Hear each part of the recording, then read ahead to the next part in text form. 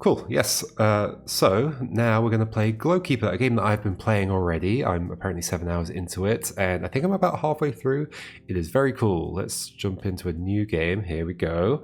So this little person, whoever they are, we can stand on water, seemingly, and there's boulders and we can jump over them. It's a puzzle platformer. And it features, as it's telling us here, a kind of match-3-like mechanic. So if we select a thing and then drag across 3 of them at least, we can make those things disappear, and then the ground falls down into that space. So these things here, the things with the spirals, are just like empty spaces where things can't fall. You can't match 3 through those. It's just like an empty space, but that things can't fall through to hold things up. So here we're gonna draw over the fire thing here, and it does that. Neat. So this is a proper Metroidbrainia game. You go down different directions in this world and discover all sorts of new things you can do with this ability, and then you can like explore off in different other branches that you passed earlier on and find secrets that were left behind. So here you might be like, okay, so how do I get up here? Do I do this? Oh no, now I can't get through. And you have to have 3 to get rid of them. Because there's only 2 here, I can't do it. And you might think, oh, maybe can I just get rid of the dirt here? But no, because you have to go, they have to be adjacent to each other to continue through them. So we're going to undo, and then we're going to do a different path like this. You can do more than 3, and we've made a little route through like this. Neat. Could I have done... so there's also like a limited jump height here. So I could also do a 5, right? And it would load them all down, but then everything's too low and I can't jump up here. So you get used to like the idea that you can jump up 2 spaces basically. Let's do that again. Jump up this way. And then there's these things that anytime you step on them, it lights up. And what that basically is the place where you will restart to when you press R in that room. So if I press R, I don't restart back to the right hand side now because the left side is lit up. So I restart to there, but I can undo back through that, so it's solved again. Okay, so here we go. We've got more of these shapes again. We've got some ice down here. If you touch the ice, you freeze, and that's it. And we want to get up there. So because of the jump height, we don't want to lower this all the way down, because then we're standing in the wrong place. Yeah, so we've lowered that too far down, but now we can't actually jump up to the top. So instead, we're going to drop 3, I think. And then jump from here so that we're higher up and can make the jump to the next place. Just learning the rules. This one actually took me a while. I can remember the trick now because you're like, okay, so I need to lower this, but then it's like too high up, so I need to get rid of 1 more, right? And so I can like jump on there, and then I need to get on here, but I need to get rid of 1 here to be able to jump onto this, or maybe 2. But if I do 3, then it ends up too low. How am I supposed to get up onto this thing? So this is the first puzzle where I was like, wait, how can this possibly work? And there's only like 2 of the dirt, so I can't like do a match 3 in the dirt. Not that would help anyway. And the ice, I can draw on the ice, but there's not 3 together. The trick is we lower this by 3 over here, jump over to that first. You've got to keep in mind that there's like... you can move while you're solving the puzzle. You don't just have to solve the puzzle, then start moving. We jump to the middle one and back over. Cool. Dungeon lock.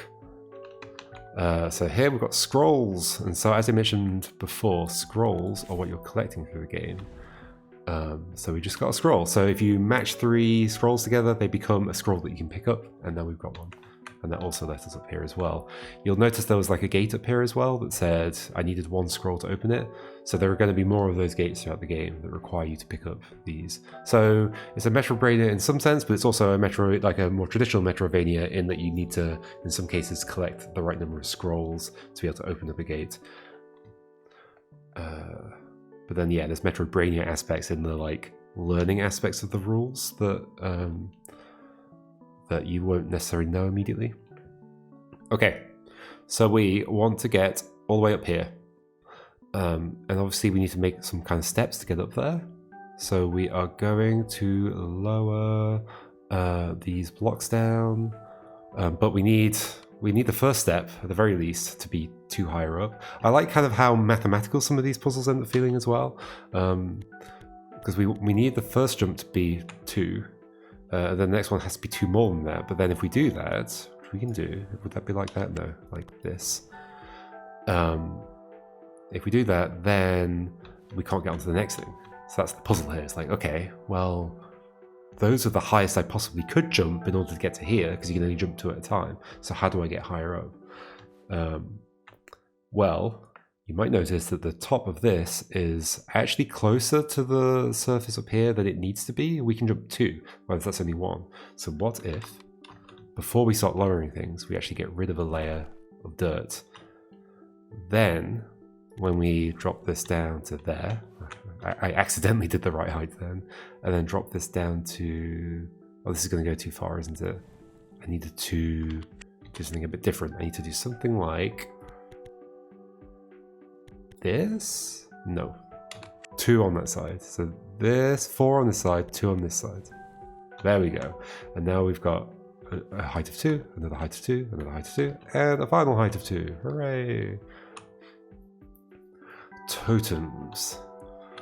So here we've got fire elements, and well, I won't name them all because it'll be interesting to discover why there's different kinds of elements, but this is obviously fire. And they're separating these, and these are separating these, and these you can't draw on, remember. But like if we get over to the other side of this, we're fine. Like we can jump up here. So let's, oh, did I jump over that? Oh no, is that lit up? I guess it is. It's just hard to tell. It's just down in the dark down there.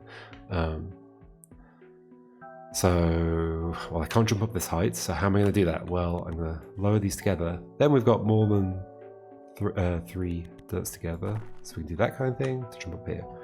Then I can just jump the rest of the way. So what on earth is the purpose of the rest of that, you might ask? And you would be correct to ask about it, but you can just think about it for now. So here we actually have a branching path. In fact, it looks like there might be a way down as well. And there's a weird thing up there with like wings. What's going on with that thing? Let's head over here. Tab to open map. So this is the terrace, but I could never jump up here. So maybe this is a way back through from somewhere, maybe. Tab to open map, and here we go. We've got a proper Metroidvania type map. One of the things that's interesting about this map is that the rooms aren't aligned to the grid with each other. They're like kind of, some of them are like half offset with each other. And sometimes that makes it a bit like, wait, so I'm kind of at the middle of this room, but when I'm in the other room next to us, I'm at the bottom right. And sometimes it can be a bit tricky to visualize where you're, like how these paths are connecting to each other. But I quite like how it makes the whole place feel a bit like, a bit less rigid, I guess. There's a scroll up there that I would like to get, and in fact I could make it into a physical scroll to pick up, but I can't get there right now. In fact, we can leave that like that, and it stays like that. You can leave the room and come back, and it stays the same way as it was before. So what do we think we want to do here? Should we go see what this is? Oh, it seemed like that opened up for a second there. Fast travel. So if you stand on these things with the wings, we can press tab. And if we had found another one of those things with the wings, we'd be able to fast travel there. But right now we only have the one, so we can just stay here. Let's look over here first. We need 2 scrolls to get through this bit. We've seen a scroll over there, so maybe we have to go and collect that. All right, so we noticed as we solved this, there was actually a moment where this was open up. And so if I stand here, get rid of these, we can fall through. There are some timing elements to this game. So you notice that that was like, I could set that up in advance where I'm just standing on the block and delete the things and I fall through. There are some timing elements at some points. The game actually features a really handy slowdown thing. I've just turned it on, so I can slow down time to make some of those bits a bit more like approachable, I guess. So you don't have to be going as fast as possible. And I think if you're ever having to slow down time and do something that's like like a really like action-y type of movement, you're probably doing the wrong thing. Like the slow down is just to make what you could be able to do at normal speed just a little bit easier for people that might appreciate that. But yeah, I just thought I'd mention that. Okay, so we want to get through here. Well, there's dirt in the way, so how do we get rid of the dirt? We have to get the other dirt down there. So let's do this. Oh no, there's another dirt in the way. We can't get down there anymore. So instead, we're going to use this as an elevator. I'm going to drop this 3. Let's stand in here. Drop down 3 more. Get rid of the dirt, and off we go. This is a really cool game. There's a lot of very interesting surprises, like as you go further and further through. And we're still kind of in the kind of tutorial section. You'll see the next section is like blue, so that's when the next area starts. Okay, how do I do this bit again? I've done it once before. So we need to be 2 below this top ledge. So some dirt up here needs to stay up there.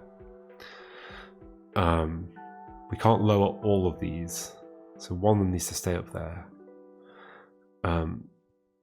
Something also needs to lower by 2. It's like something like that to be able to get to here. Can I, from this point, like lower?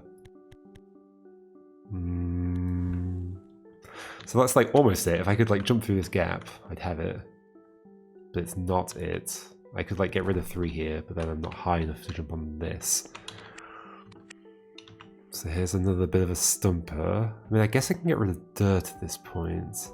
But which dirt?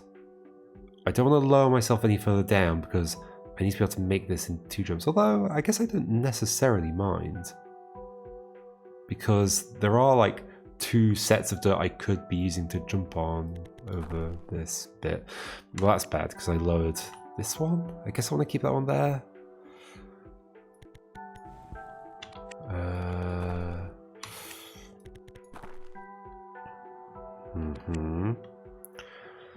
Or do I want to leave one of the ones that's further away from the wall higher up? I genuinely don't remember how this goes.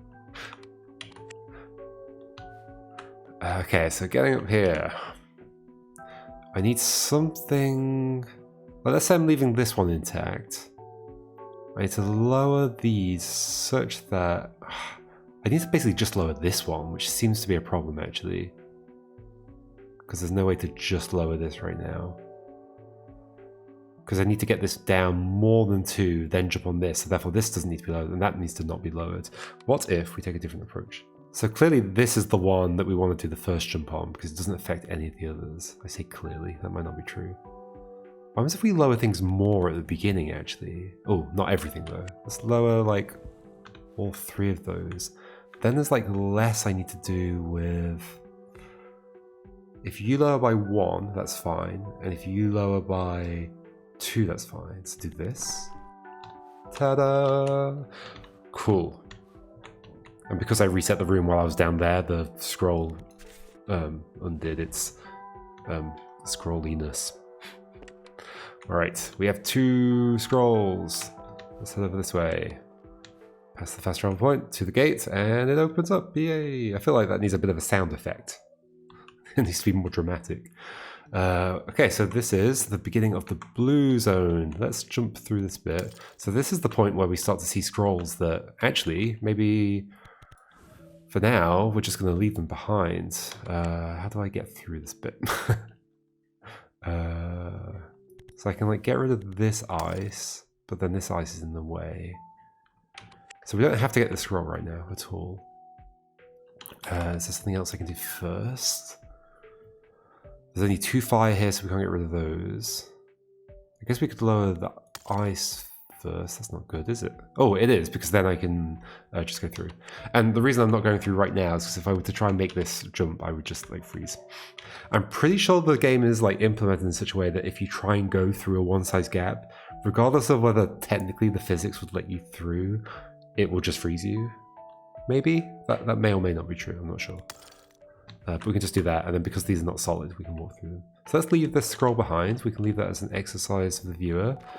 Overpass, there's this weird purple sparkly stuff here. Who knows what that does? What's going on in this room? There's also, we've been introduced to water as well, and there was water in the first room, so interesting. Water ends up being like mostly like used for transport, like getting around between areas, but maybe it serves more of a purpose than that. We're over here. I think we'll leave it there, folks, because I've played this already. I don't want to show too much because I'll just whiz through it too fast. But this is it's a really cool Metroidbrainia platform puzzler that uses like the match-3 mechanic in interesting ways, and there's lots of cool discoveries to find throughout. Like, you won't know what this like purple sparkly stuff does right now. You just be like, that's weird, what does it do? But you can click on it and you're like, oh, okay, it doesn't seem to do anything different. But like later on, maybe you'll encounter something that might help you understand that and understand various other things. And then you'll be like obviously finding more of these warp points and warping back earlier in the game and finding stuff that you've gone past. Like, oh, look at the bottom of that room. There appears to be like no wall there. Interesting. Cool, so I'll leave that there, folks. That was Glowkeeper. And yeah, let me post the information again. Released very recently, 29th of August, Windows, macOS, Linux. And you can find all the information about it on the Thinky Games database, find links to go and buy it from there. Yeah, I'm having a great time with it. I haven't finished it. I think I'm about halfway through myself, but it's really cool. I'm loving it. Cool, alrighty.